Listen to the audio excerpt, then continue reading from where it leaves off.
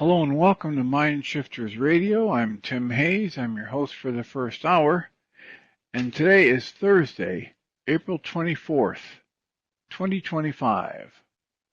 As always, we're grateful to everyone who's joining us here today, whether you're listening live or through the archives, as we spend another couple of hours teaching and supporting people in using some of the most powerful, effective, efficient, and accessible tools I've ever encountered. These tools are available absolutely free through the tireless efforts of Dr. Michael and Jeannie Rice on the website at whyagain.org. If you go to that website and click on the two words that say Start Here in the upper left-hand corner, it will take you to a page where you can download and read Chapter 24 of Dr. Michael Rice's book. His book is titled, Why Is This Happening to Me Again? And that chapter of the book contains a narrative description and explanation of the primary tool in this work. That tool is called the Reality Management Worksheet, sometimes called the Reality Management Wake-Up Sheet, and it's a tool I've been using to great effect for over 20 years now to improve the quality of my life and most of my relationships, and to turn any negative emotional experience I have into part of the infallible guidance system that each and every one of us has been given. You can also download the actual worksheet process itself. It's a simple PDF file. Click the link, download it, print it off, copy it as often as you'd like, and use it over and over again absolutely free. You can also download a whole host of audio files from that page where people have been stepped through that worksheet process. And if you choose to listen to them even repeatedly, they can serve as a powerful tutorial for you to help you get maximum benefit from these tools in the shortest amount of time possible. Should you choose to, you can also go to your app store and type in the three words Heartland Aramaic Forgiveness. And if you choose to do that, before you're done typing the word forgiveness, you'll see the glowing heart icon. If you tap on that, it will let you download a completely free and private app that contains the Reality Management Worksheet. It contains an abbreviated version of that worksheet process, and it contains a copy of the Drag-On-Klingon game,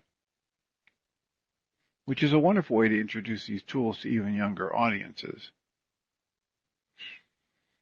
We hope people do all of that soon and often, primarily because it tends to improve the quality of people's lives the more they actively apply these tools in their lives. And secondly, because it tends to prompt comments, questions, answers, and testimonials. If you have any of those to share with us, we'd greatly appreciate you doing so. You can email me at tjh@mindshifters-academy.org, and or you can email Jeannie at jeanie@yagain.org. That's whyagain.org. And if we get a question or a comment from you, we'll address it on the internet show, and then as time allows, send you a notification about what day and time that occurred, so you can listen back to the archives for your feedback or input.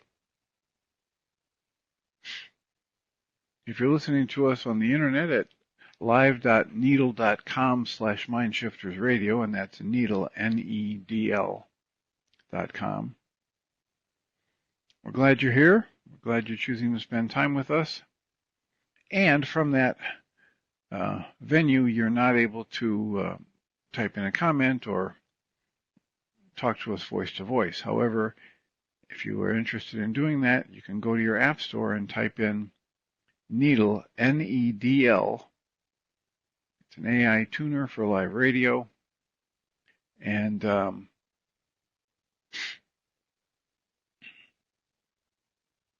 if you download that app, open it up, sign in, answer some questions, it gives you the opportunity to either type a comment in the app or tap the phone icon and talk to us directly when the technology is working at its peak. So, we have plenty of time today. I haven't had callers in a few days. I've been reading books with commentary from and other things like the Shaumbra realizations, the 21 realizations that I read the day before yesterday. So we're wide open and hopeful that people will call and let us know, even if it's just to test out the system, because Michael Rice has been letting me know he's having difficulty getting callers during his hour.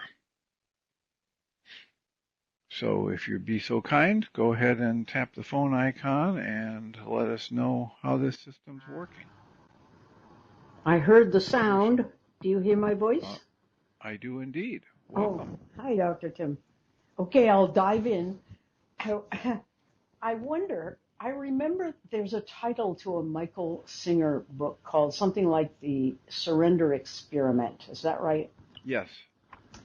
And I know you've talked about it, and I'm embarrassed to say I don't remember what he was saying as his basic message, but I've been attempting to do a worksheet and a mind shifter on my younger sister who hurt my son years ago repeatedly.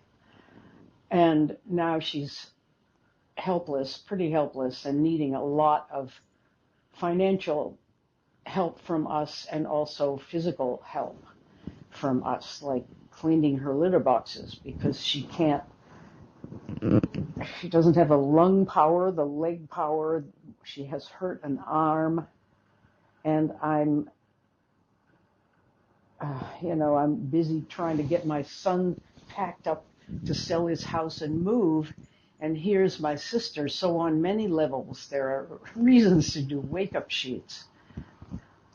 What I come up against is I'm remembering how Jesus on the cross said, forgive them, they don't know what they're doing. And I figure deeply, deeply, my sister is innocent. She is doing the best she can, or I'm assuming, and I love that you say, let's just assume that they're doing the best they can. I'm assuming she's doing the best she can.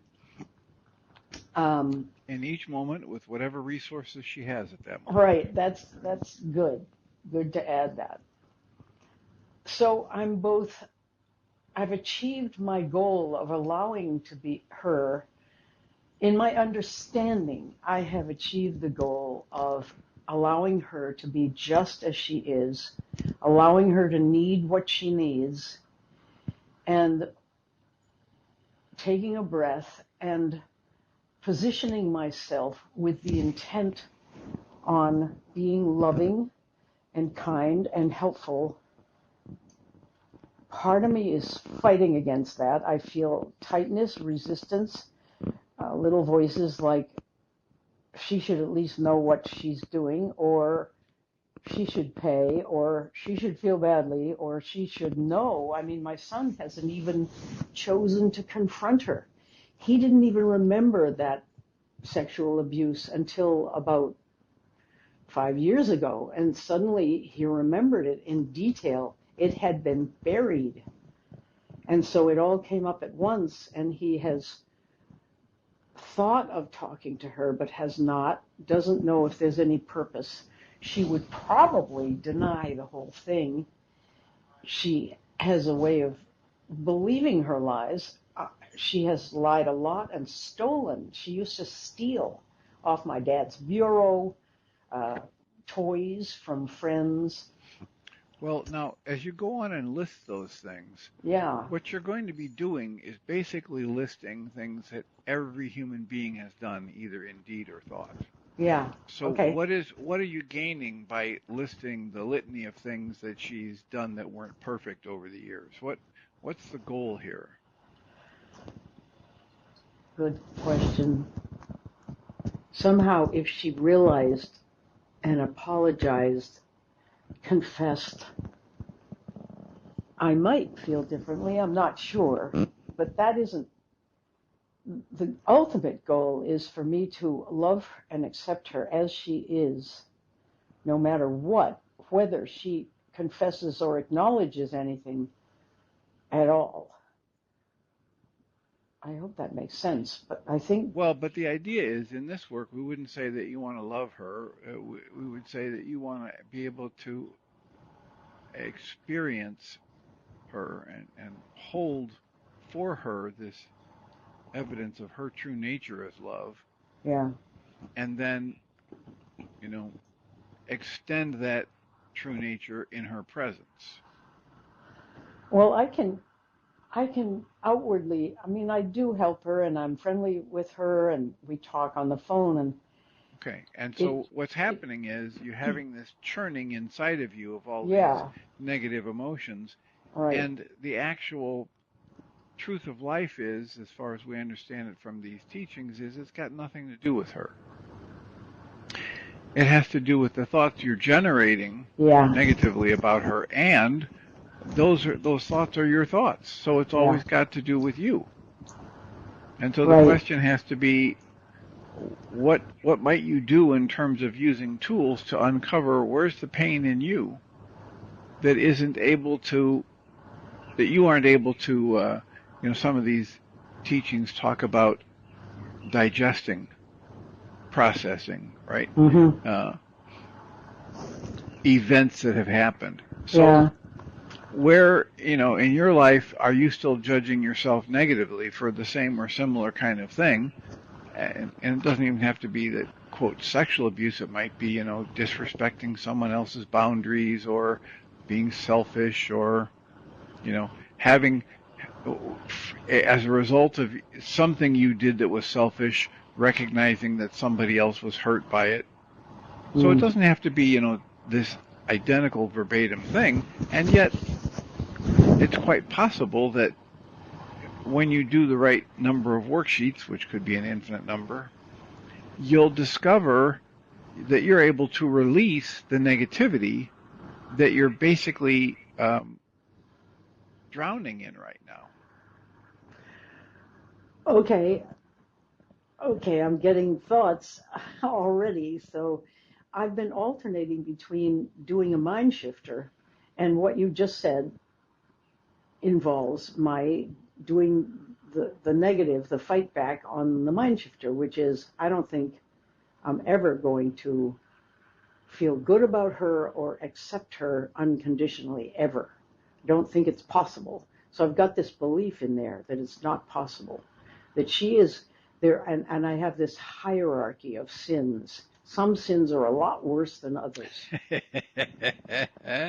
Shut Yeah. up, Dr. Tim. Yeah. Well, yeah. Shut up, you. I didn't call here for feedback. Right. Well, but the idea is just like there's a hierarchy of sins and there's a hierarchy of miracles, and that's all just stuff we make up in our minds. And when the core of these teachings is that whenever we make up something in our mind that's less than loving, we have the option to dismantle it, which is what they Mm, call forgiveness in the ancient yeah, Aramaic. yeah. So the Michael Singer reference you made is to his second book, as far as I'm aware of. The first one was The Untethered Soul, Yeah. and the second one was The Surrender Experiment. Mm-hmm. And effectively, he took quite a while to finish the second book because as he was beginning it or well into it, somebody decided to bring felony charges against him for some kind of corporate abuse or whatever. And so he decided to wait and make sure that things worked out to a certain level before he published his other book. But that Surrender Experiment book was about the idea that life is going to bring opportunities. Mm. And Michael Singer had a habit of responding to life's opportunities with a resounding no, right? And echoing down the canyon. No, I Right. don't want to change. I don't want to do anything different. I don't want to take a risk, etc. Mm-hmm. And examples were things like, somebody would say to him, "Hey, why don't you teach a class in that?" And he would just recoil away from that. I'm not an expert in that field, etc., etc. Mm. Whatever his negative reasons for it would be. Mm. And so as he furthered his experimentation with meditation, he thought, well, what would happen if I just soften every time there's that gut punch and the thought of, no, I'm not going to do that. Yeah. What would happen if I just soften into that and basically surrender to what life is offering? And the end result is the book. because his life went better and better and better the more he learned to say yes to life rather than always saying no. God, it's great. I love this. So I don't know if you can tie that directly into the question you're asking about your sister, but that's what that book is about. Thanks. Well, sorry. This is going to seem like a veering away, but it's similar. It's another approach. I listened to an interview by Mira Rubin, who you've interviewed, of Kristen Ryman, who you've also interviewed, and it evidently came out some time back, maybe 6 months ago or a year. It's about, the title of it is What to Do About Seemingly Untreatable Mystery Illnesses, including Lyme disease with all its tentacles, all the co-infections, etc. Yeah, right. Or long COVID. And the interview went in such a way that the long COVID answer didn't really come. So there may be a sequel to this. But what Kristen told about her own life was she was very, very sick with long COVID, bedridden, 4 kids needing her attention, and her husband doing both mother and father chores. She went to many doctors and finally to a naturopath, and I think that's where she veered away from family medicine with the allopathic approach.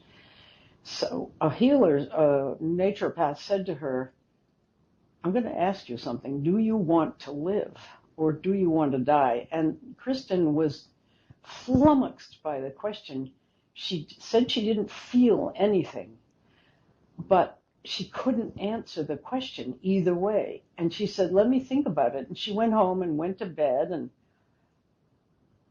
thought about it without any feeling, woke up the next day and decided or realized that if she were to choose to live, her purpose would be to raise her kids well and help the planet and help people. And with that thought, for the first time in weeks, she got up out of bed, went downstairs, surprised her family. You may know this story. Surprised her family. They said, Mom, what are you doing downstairs? They really thought she was on her way out. Yep. And she said, well, I'm hungry or something like that. And she sat down and had supper. And from there on, she was on the mend. She was up and around. And she's living out that purpose. That question really hit me hard, and I realized I had decided not to thrive somewhere in the fact that my son decided he had to move away. Not that this is the end of the world, it's wonderful, but I've also had this leg, hip pain and stuff, and I'm not at full capacity, and I turned 80, which I've said many times because that's a magic number to me. And I've thought, well, I'm on my way out. That's it. I'm going to just let things happen as they will. And I don't think I'm going to thrive from now on. And hearing her speak about that, all of a sudden I came back to life. It wasn't even as if there was a conversation in my head, but my energy came back. I don't know where or how the transaction happened, but suddenly I felt almost normal and had more than half of each day without brain fog. I think I probably have some long COVID too. And I deal with it, but with all the good things you do, like using the tools or eating well, getting exercise, having contact with people, doing projects and things that I love doing, etc. So even this question with my sister, it's like I didn't think I had the vitality to do what I'm going to need to do to take on her physical needs, which are getting greater and greater. day by day, and I don't know exactly where I'm going, but this is sort of like a full life thingamabob that's going on, and I want to grab hold somewhere and haven't. I think I'm beginning to grab hold, but a wake up sheet has just bombed. I know what my goal is. What do you mean that a wake up sheet has bombed? Well, I've bombed in the use of it. I haven't somehow reached a loving goal at the end of it. Intellectually, I've reached plenty of loving goals, but my feelings are way behind. I'm still mad, is what it is. Okay, and so what kind of assistance are you willing to accept Good in questions. this Like, do you want area? to live? Do you want to live? Yeah. I don't know, Dr. Tim. I guess I want to tell the story in such a way that I feel justified in staying in the story. Exactly.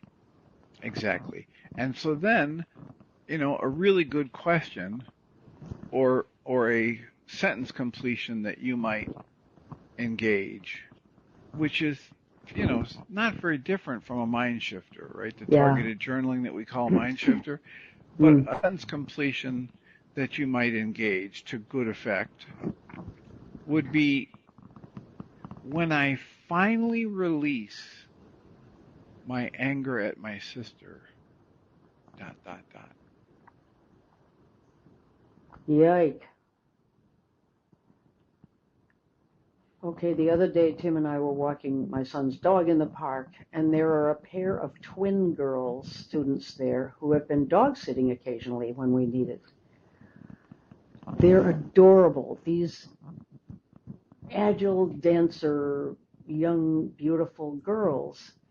The thing that amazes me about them is they kneel down and pat the dog, and one of them has her hand on the other one's shoulder.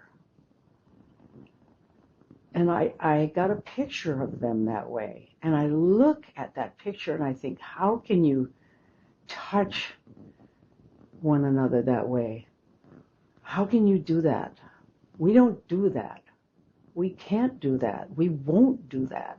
It's a huge, visceral reaction to the permission they seem to have physical closeness in that way. Just a sisterly hand on the shoulder.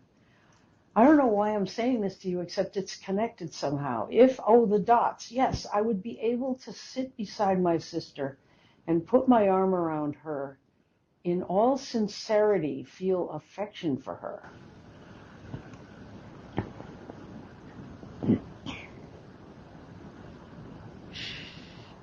So, when you finally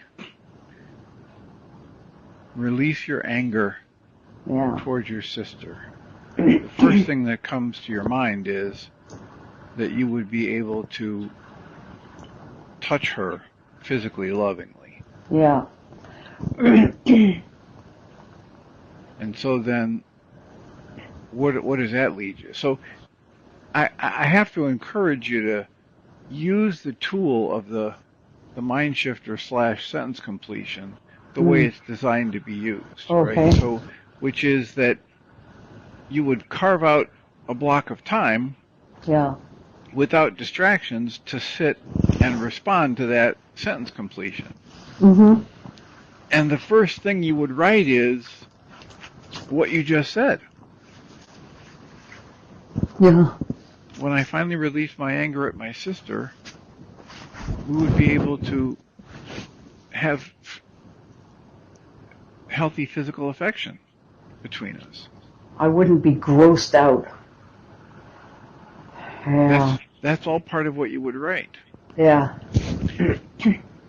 And what happens is, when we use just like using the mind shifter,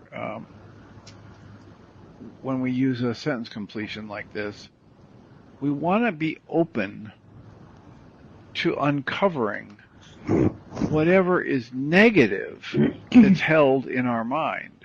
Mm. about this dynamic. Mm. So the first thing that you uncover might seem rather positive. Gee, wouldn't it be great if we could have that healthy physical affection between us as sisters the way these twins do, Mm. right? Yeah. So there might be many parts of you that say, wow, that would be great. And then the next thing you might say might be something like, oh, it'll be so much easier to be at family gatherings. Oh, it'll be so much, this is better and that's better. And that's perfectly okay. Whatever comes to mind, write it down. Okay. However, the point of a sentence completion like this is to uncover what's the not so good stuff that you must be believing Yeah. would happen. That's easy, Dr. Tim. It is not easy. It's easy Right? for me to think of them. Right, to think. But when you think of them, write them down and then keep writing. Because the thing that has you stuck is what you haven't let come to conscious awareness Okay. yet. Whoa. Remember our talks about trauma and T-1 on trauma? So you know how we have the we used to watch a lot of rocket launches when we thought maybe we'd be going to the moon. Remember that? Yep.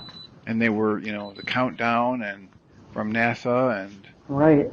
T-1. Well, do you know what that stands for, right? T is time.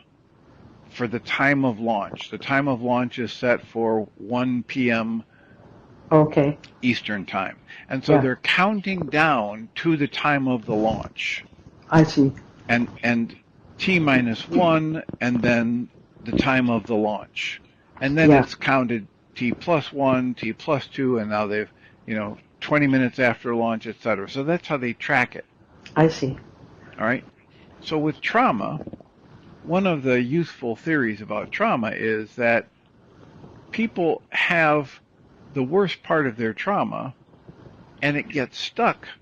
People have post-traumatic stress or flashbacks or nightmares or whatever because they'll remember all kinds of things right up until but not through the worst part of the trauma. Yeah. Remember us talking about this before? Yeah.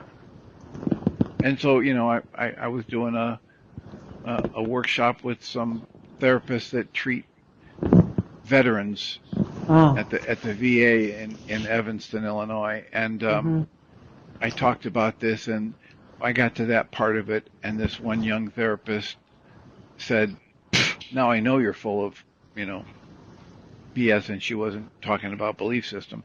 And I said, "Well, why do you say that?" And she said, "Well, because we've got this guy who comes in here, and he remembers every last bit of this, all the horrors of this trauma, and his buddy's brain's getting blown all over him, and blah, blah, blah."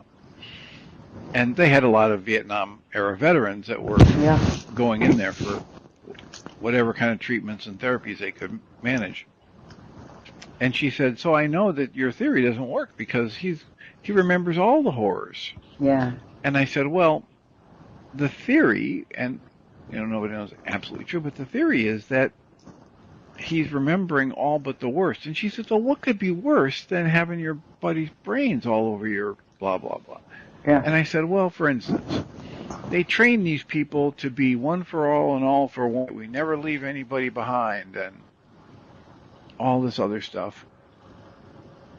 And what if this person was, who knows how many times he'd been deployed in Vietnam or how long it was, and he's been, a good Marine or a good soldier, and he's burned out and he wants to go home. And or he just wants out even if it means his own death. And when this bomb goes off or this grenade goes off that ends up killing his buddy, he has a flash of a thought that says, gee, I wish it had been me. Yeah. Well, he can't let anybody ever know that, right? Because that's a coward's way out, etc. What Yeah. if he had a flash of a thought, oh my God, thank God it was him and not me, because I desperately want to live. That's a thought he can't share, because Right. they're supposed to be, self-sacrificing and anything for our brothers, etc. Right. And that, when I presented that, it quieted the room. Wow. All the protests died down. Yeah. People recognize, oh wait, you know, it is entirely possible that my internal thought process, emotional experience can be worse than the external experience of someone I love dying in my arms or having their, blood and guts all over the place. So that's the kind of thing that we're looking for, right? And remember how I did a worksheet once where there was some kind of a thing going on, and I came in. I said, "Hey, here's this thing that happened when I was 14 that I never told anybody about before. It's just one of I those remember. shame pieces." And you said, "That's all? You broke a window with a BB gun? What are you talking about?" It doesn't matter what it seems like on the I know. outside. That's true. The dynamic that the individual creates and then lodges within their energy system, their mind-body energy system, that's what matters. Got it. And so what we're looking for with you, for you to have some liberty in this, for you to have some movement, is for you to uncover something that you have not let come to the surface Got it. for years. Yeah. I understand. And, what might that be? Well, we don't want to start guessing with our logic, right? We want to just... Now, if you had a therapy going with somebody, Yeah. right? Like I had a situation just yesterday with somebody that I've been in therapy with for a long time, and now these days it's on a Zoom call. There's this dynamic interaction between this person and me. And I know so much of her history and so much of her growth and so much of her pitfalls, etc., that in a general conversation, if I say even a certain word, it can trigger intense emotional response. Yeah. Because it's so loaded. Yeah. Right? And because that person will have lowered their defenses because it's in the context of this verified, safe, loving relationship. So in that, like if you had that kind of thing going, and your therapist wanted to say, well, for instance, Susan, how about, you've said this in the past and you've said that, let's connect these dots this way. That might be useful. Yeah. But if you sit and think about it and try to connect the dots, what we understand about the conscious logical mind is it will use the dots, it will use the data points to hide from you the very thing that is essential for you to see, for you to have freedom from this. Yeah. Oh, I get it. And the only way I know around that is to commit to using the tool the way it's designed to be used. Commit to an hour or more of journaling about this or responding to the sentence completion. Yeah. And the dynamic is that every time you write that sentence, or that sentence stem, when I finally release my anger at my sister, ... it adds a resonant energy to the negative consequence that is going to be essential for you to see.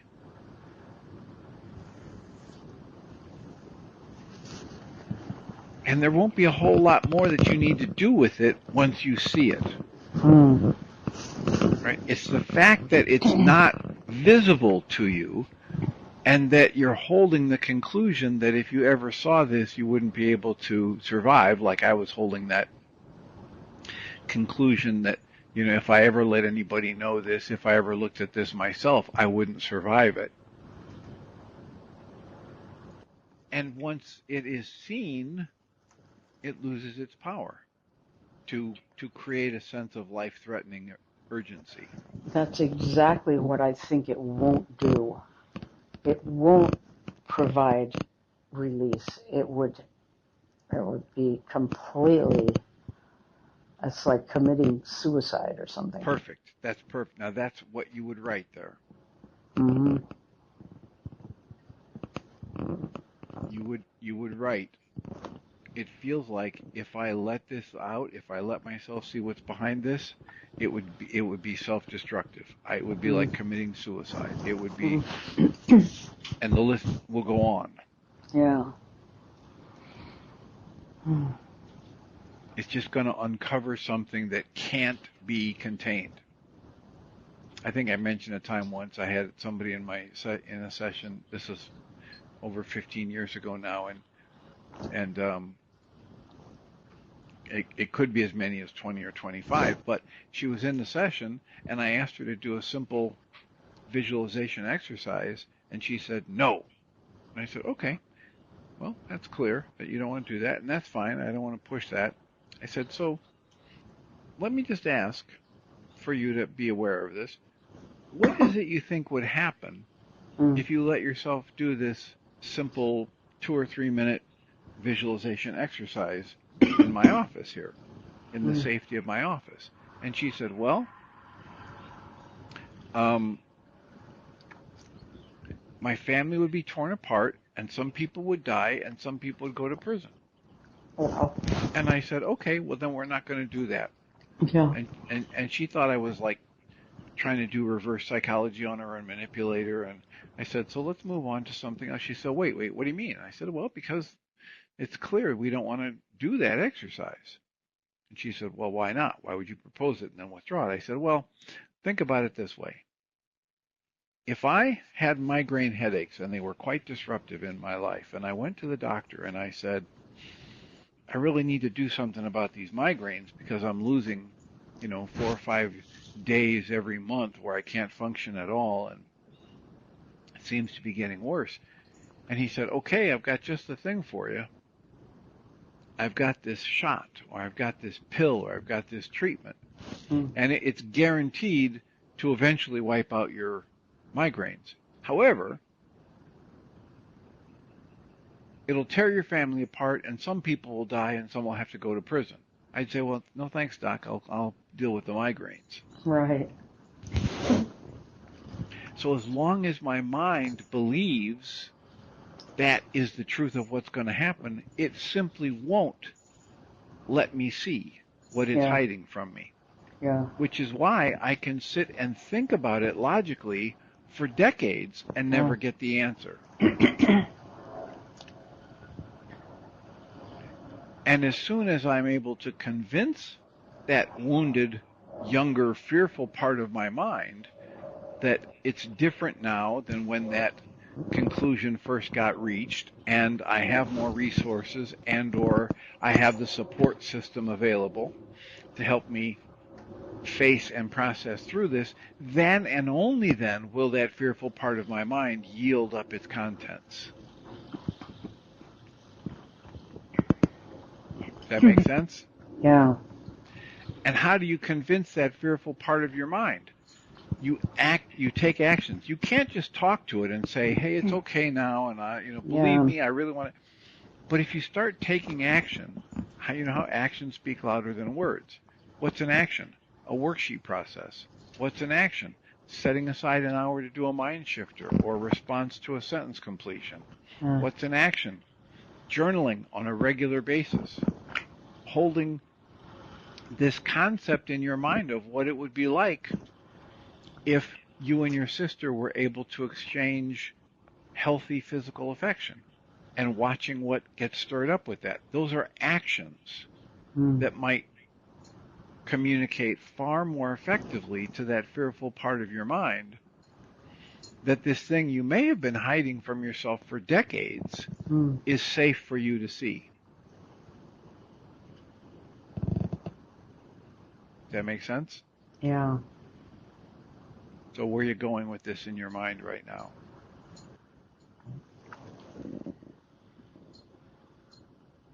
I don't want to do it, but I'm willing to do it, but I don't want to do it. I think I already know what I'm going to find out. Okay, okay. Then there you are. I don't want to know what I already know. That's exactly what we're saying. Mm. And as long as you're not willing, it won't come up. It's like they say with, you've been given free will, and even, you know, Yeshua isn't going to take it away from you. Holy Spirit isn't going to take it away from you. As long as you hold on to this, I'm not willing, I don't want to, then you're going to stay in the blind about it, Mm-hmm. in the dark about it. Yeah. Yeah. Mm. I'm really good at making excuses. Yes. Yes, we tend to get better at it the older we are. The more times we've been around the sun, the better we get at making excuses. And one of the Yeah. things I love to tell people is one of my favorite lines is, an excuse doesn't have to be valid in order for me to use it. Oh, true. Yeah.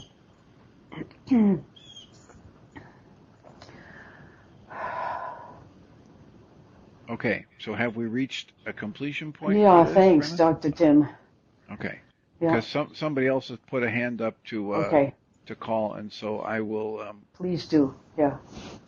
I will flip over and see if we can get him. I will end your call and turn on the microphone, hopefully for Mr. Hangy. Are you there? I'm on a 11-hour drive and have Bluetooth earbuds in, so there may be too much Is road this noise. Don? Yes, if there's too much road noise, I'll hang up because I'm on the road right now. Well, try asking a question or making your point. It is a fairly faint um, signal of your voice. Okay. Yeah, no, maybe. Well, actually, we're not on the internet, I guess, right? So, or All not right, on. I'm not able to comprehend what you're saying. Is there a way to talk into the phone more directly, or did you If say I, you're in the process of driving? yeah, I'm on an 11-hour drive. If I go on the speakerphone, there will be even more road noise than there are with my earbuds. So I'll just have to call in another time. All right, I heard that. Call in another time. So um, please do. I'll do what I can to be of service if you can do that, if you call in again. So we have about whatever it is, a little over 10 minutes. If someone wants to type a comment in the app or raise a hand to make a call, Susan, bless her heart, gave us some really powerful things to think about and helped us bring to light several of the things we've talked about over the years, which is, you know, I hide things from myself without knowing it. And you might say, well, how can I hide things from myself? Well, think about what neuroscientists tell us today, that if I'm really focused and paying attention, it's a generous estimate to say I'm going to be able to be aware of 5 out of every 100 thoughts that go through my mind. Now, Dr. Michael Rice likes to quote Harvard research that says in 1/25th of a second, 10,000 units of electrical activity are occurring in the frontal lobes of your brain, and you're able to be aware of 9 single bits of information. Other people talk about it in terms of, in a short period of time, your brain's processing 40 million bits of data, and you're able to be aware of 10,000. So, but the point is, there's a lot more going on in your mental emotional processing than you can keep up with consciously moment to moment. And one very useful way to think about the unconscious is it's rooted in what Paramahansa Yogananda had said. There is no such thing as the unconscious. There's just your consciousness. There is your awareness of what you have lived through. And you're willing to look at parts of that, and you're not willing to look at other parts of that. So there's this active process within human mind that says, I'm going to use part of my mind energy to hide from myself things that I have made a determination are too rage-inducing, too scary, too upsetting, etc. And um, when I think about it with my conscious logical mind, I'm going to bump into the barriers that I've established that block me from seeing, feeling, remembering things that I have already lived through, and I've experienced them, and I've labeled them, and I've cataloged them as something that's too much for me to deal with. And then part of my own mind energy actively hides that from me. And you might ask, how does that happen? And we say, we don't really know. It's a really good way to think about it. And it seems to fit the facts. It seems to fit the dynamic of how things work. And, one of the examples is, if I take myself as this living example, there was a time when I was in the early years of the internet show. So it had to be 12 or 13 years ago. The internet show started up, and there was a vibrant community of people that were going to Heartland, that were starting up their own support groups in different parts of the country. And Michael and Jeannie would be out traveling 8 to 10 months of the year doing their workshops during the week, and then closing up shop and moving to another town. And so there's lots of people calling in the internet show, lots of people that had actively been at Heartland. Many times there was an active Heartland intensive going, and people would call in from the intensive. And in that milieu, in that pattern of time, it was, I think, at least 2, if not 3 different times, groups of people said, hey, let's make a commitment to do 5 worksheets a day for 40 days, because that's one of the things that Michael would say in his introductory workshop, where he introduced the reality management worksheet. He'd say, you want to take your work to the next level, just do 5 worksheets a day for the next 40 days. By the time you're done with 200 worksheets, your life will never be the same. So, most people who know me recognize that I'm, darn near perfect. And so if I agree to do 5 worksheets a day, that's a real chore, because, what am I going to do worksheet? I don't have any problems. I don't have any issues. I've already done all my work, etc. Hopefully everybody understands that's all tongue in cheek. But anyway, it was not easy for me to figure out what worksheets I would do. And I was driving to work one morning. At that point in time, it was about a 25-minute drive. And about halfway to work, I had a memory of something that had happened maybe 15 years earlier. And every time that memory had come into my awareness, I would flinch and shudder and or mutter an expletive under my breath.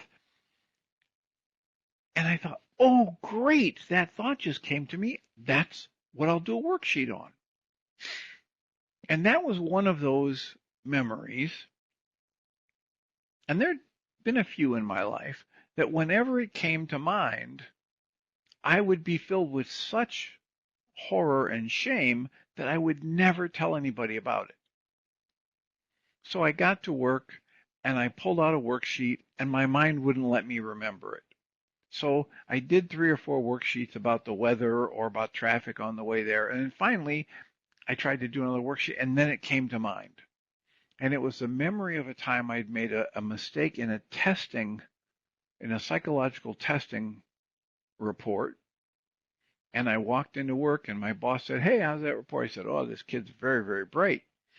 And he said, oh, let me take a look at it. And he looked at it, and he says, oh, my gosh, you made a mistake that makes him look smarter than he is. He's well above average, but he's not as close to genius as the report said. And I looked at it and I go, oh, you're right. And I took it from him and I went in the other office and I made the correction. Nobody got hurt. Nobody spent time in jail or a psychiatric hospital that wasn't needed. No damage was done. The report didn't even go out of the office with the mistake in it. And yet I felt such overwhelming shame that I never mentioned that instance to anybody. And every time it came to mind, I would shudder. So I did a worksheet on it and I canceled the thought and canceled the goal. And it flashed back to another instance in my life when I was 5 years old and I had a major crush on this gorgeous young 5-year-old that I thought were going to grow up and, live in the suburbs and have kids together and white picket fence and all that. And I wet my pants.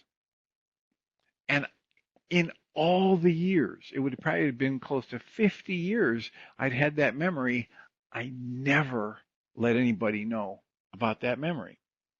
And I talked about all kinds of, faux pas and slip ups and screw ups that I've had over the years and used myself as an example about how we're all, fallible, etc. But there were certain ones that I would never reveal. And so now here's another one. Now there's two. I've done 2 worksheets and there's 2 of these things somehow. So I did some worksheets on how I wet my pants in front of this person I was crushing on at 5 years old. And then I did another one on the testing mistake when I was, 55. And it just, I went back and forth with worksheets until finally I did another worksheet on the testing situation. And it revealed a whole new perspective.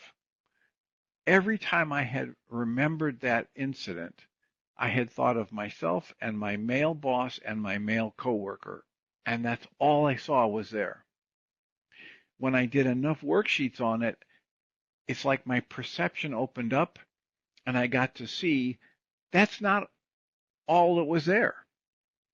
There were 3 females present when that happened, and one of those females had a crush on me at that time. And the crush energy combined with the shame energy had lodged itself in my mind in such a way that I never let myself see that part of it or make that connection.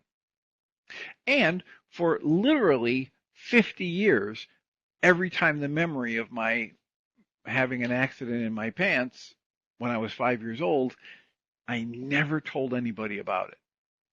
But once I saw it, it completely lost the power to generate that reflexive shame and disgust. And later that day on the internet show, I talked about both of them.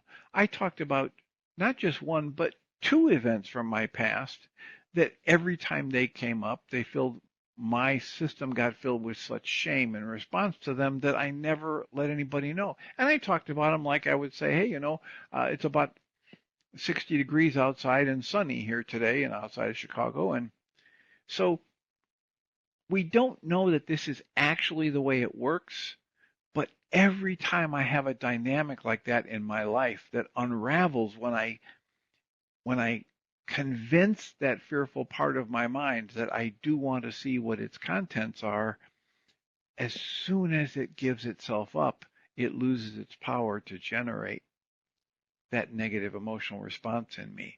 So in terms of utility and practicality, this theory of trauma really works well for me.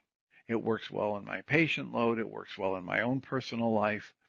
And chances are pretty good it'll work that way for you too. If you consider that when you're stuck in something, it's because a fearful part of your mind is blocking you from seeing it at the conscious logical level. And it has the ability to block it from you at that conscious logical level. So you need a tool that helps you access the unconscious or the fearful part of your mind. Or you need to engage in behaviors that start to communicate more effectively to that fearful part of your mind that you are absolutely willing, that you're certain that you're safe, that you're certain that you've got the support and the resources to deal with it and process it in a way that you didn't have when it got downloaded into your system at some younger age. So I feel like I just went off on a tangent. I hope it all made sense. Here's hoping that Michael and Jeannie will be live in a matter of minutes. We're down to our last few minutes, so I will remind us all that today's a Thursday and there will be a support group today at 6:30 to 9 p.m. Central Time. All the information you would need to join us is available on the mindshiftersacademy.org website. I'll remind us all that we come from love. We're made of the stuff we call love. We actually are this energy of creation expressing in form that many call love, and everything else is false. Blessings.